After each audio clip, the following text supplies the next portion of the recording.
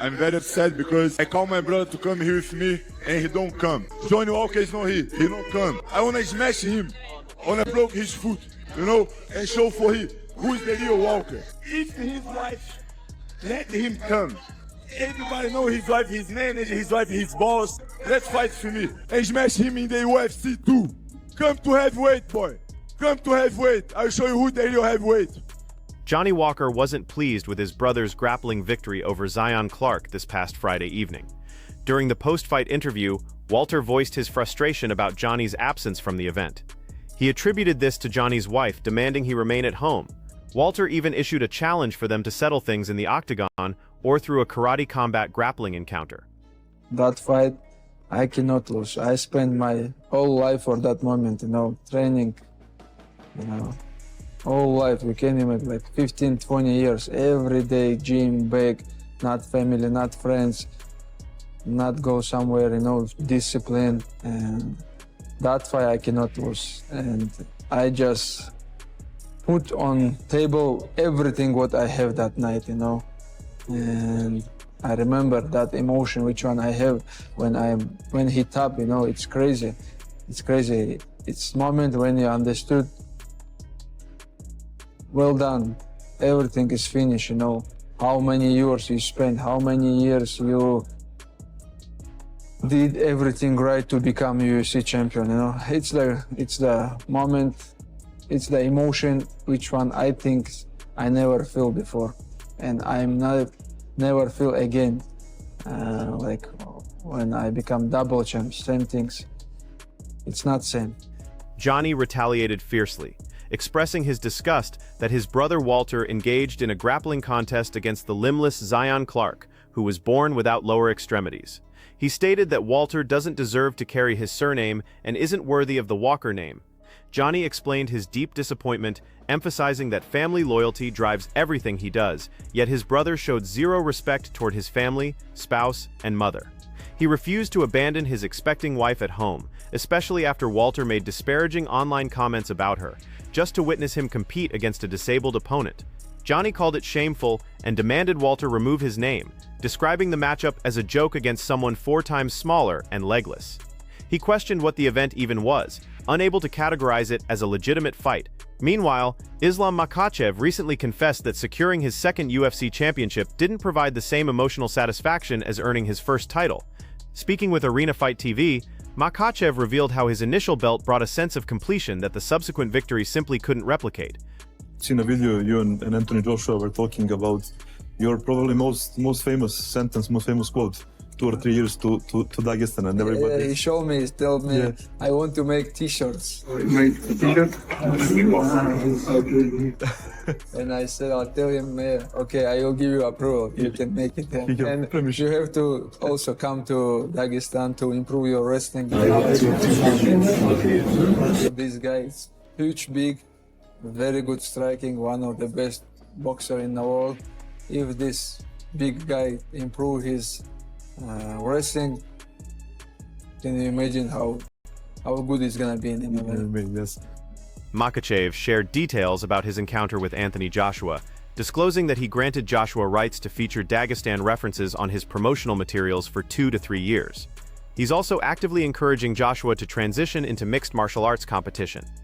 For UFC, do you have a timeline for when to go back? Where are you at? Yeah, I've been negotiating with the UFC for the White House card. That's the one that I want. I told them, like, this is important to my legacy and important to my career. This would be the biggest fight I've ever had. Is to fight on the South Lawn in front of the president would be the greatest honor of my career. So we're in negotiations right now. Bro, everybody you could want on this card is asking, let me get on it, let me get on it. Anybody you're thinking of? Yeah, I mean, I really like the fight with Paddy Pimblett. He had shown interest that he might want to come up a weight class to welterweight. He's cutting a lot of weight to get to 155. The kid weighs like 200. He looks like shit. Yeah. Even the doctors told him, they're like, dude, your organs are going to fail if you keep cutting to lightweight. Yeah. Like, he's pretty much telling him, like, you need to go up a weight class. So I love that fight. Plus, it's a fight where it's an American versus, a British guy. I don't want to fight an American guy. I'm on the American card of the 250th birthday of America.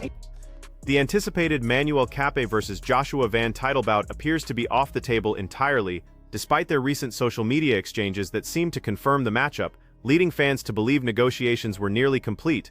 Kape has now dispelled all rumors surrounding the supposed title fight. He labeled the reports as fabricated news, clarifying that he won't be facing Joshua Van. Kape explained that his team has been advocating for this fight since his previous bout, but the UFC had already committed to giving Tatsuro Taira the title opportunity following his victory over Brandon Royval. Even with this knowledge, they continued pursuing the March 7th date, receiving encouraging signals from the promotion. Kape had already begun his weight cut by Monday, reaching 144 pounds, before the UFC ultimately decided against proceeding due to the compressed timeline. He emphasized his patience, while expressing confidence in becoming champion soon. If he was a little bit let down by the matchup, but again, I don't want to be Sean Shelby because how hard would it be to match up a guy that seems to be so difficult to fight? So now we end up with him versus Sam Patterson.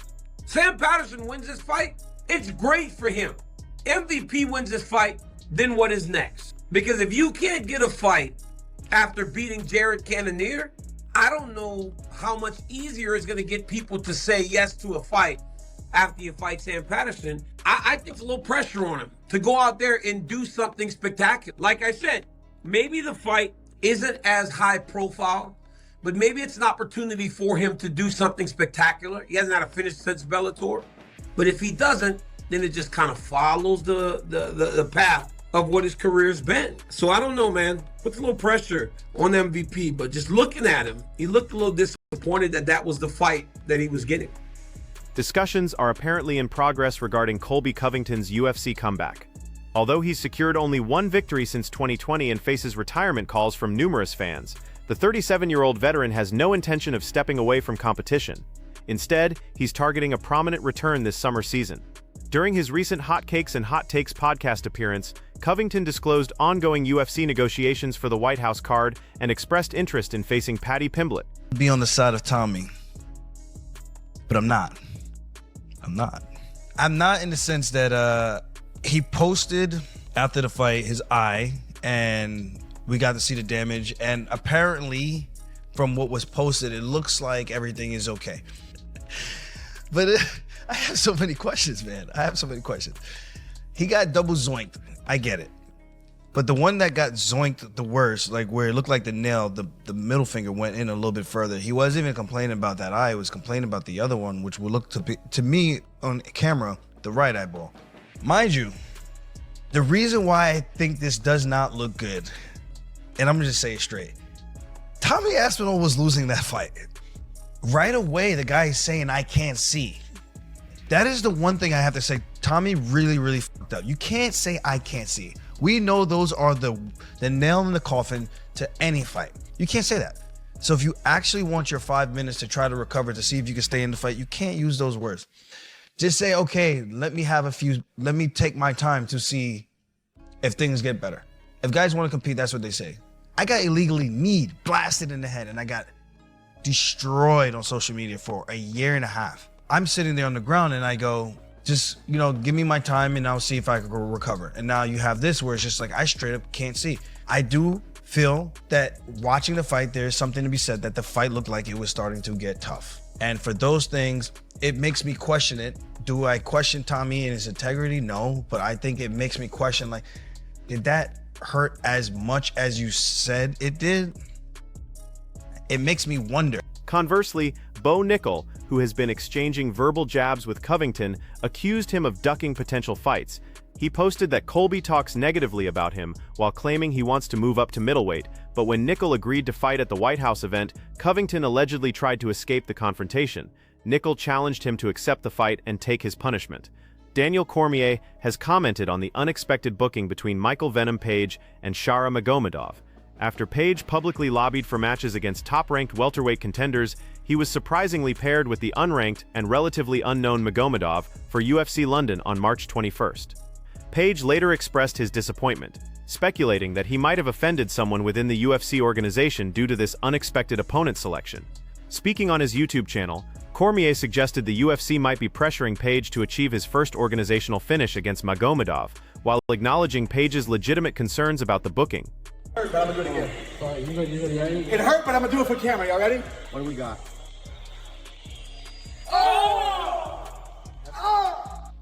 Aljamain Sterling maintains no regrets about his Tom Aspinall commentary.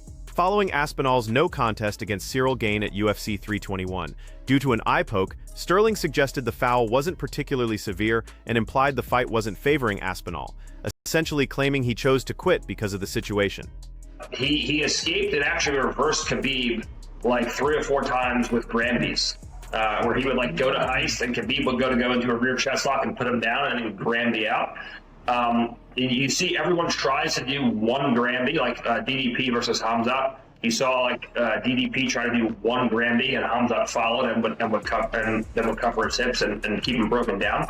But the integration of heisting back up to your feet, and then when the guy goes, because their whole thing is they take their hands up nice and high behind your arms, they go into rear chest locks and they put your hands back on the ground. So every time you try to get up, your hands go to the floor, so you're carrying their body weight, and you can't stand up to start breaking their hands apart or to turn around and hit them. Because they can hit you because your hands are on the floor, well, their hands are on you. So they can hit you, but you can't touch them. And so the combination of heisting, when his weight is leaning back, and then when the weight goes something forward towards your hand, and he goes to drive forward towards you, going into Granbys and using a series of Granbys and heists to get up and away, is like the best combination. And then throwing submissions in there where like you can roll to leg locks off of those Granbys, or like, you know, use it to go to triangles, things like that. But using a combination of heisting, rolling, and submissions is like the way to beat people. People either just go into heist or they just go into rolls. They don't really chain them together too well. Over 3 months later, when MMA On Point resurfaced the footage with a caption calling it one of the worst takes from a fighter who experienced similar circumstances, Sterling defended his original position. He clarified that he never accused Aspinall of faking or lying, but maintained that his analysis was fair and comprehensive. Sterling acknowledged that double eye pokes obviously impair vision temporarily, but suggested Aspinall should have waited longer to determine if he could continue competing. Retirement hasn't protected Dustin Poirier from training injuries. Since retiring after his decision loss to Max Holloway at UFC 318 in Louisiana last July, Poirier has continued training at American Top Team in Coconut Creek, Florida, working alongside Mateusz Gamrot. On Sunday, he announced via social media that he'd fractured his pinky toe, the same injury that previously forced Conor McGregor to withdraw from UFC 303 in June 2024. Khamzat Chimaev appears unimpressed with tactical advice regarding how to defeat him. Recently, BJJ World Champion Gordon Ryan joined Mike Perry's Overdogs podcast, analyzing potential strategies for fighters like Dricus du Plessis to neutralize dominant wrestlers like Chimaev or Islam Makachev, who have consistently overwhelmed elite opponents with their controlling grappling.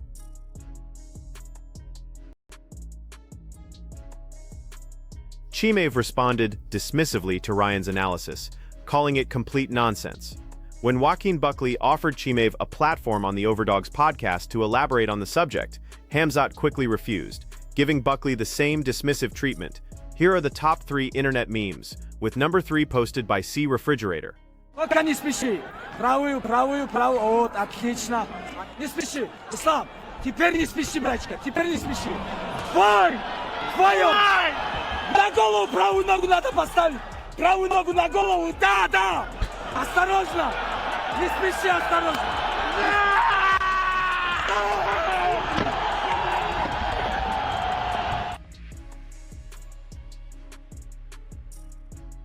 Number 2 was shared by BQM. The top meme came from Velocity Satisfaction. Thanks for watching, everyone. Remember to like this video and subscribe to the channel for your daily MMA content. See you tomorrow.